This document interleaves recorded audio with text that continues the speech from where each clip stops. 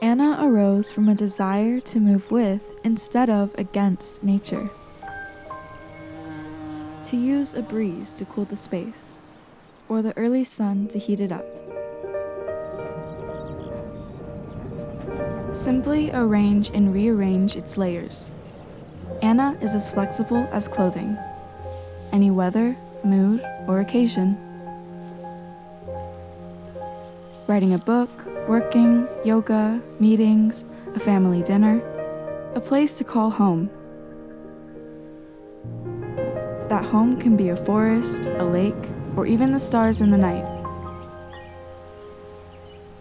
Anna lets you blend in with nature, a single platform where anything can happen.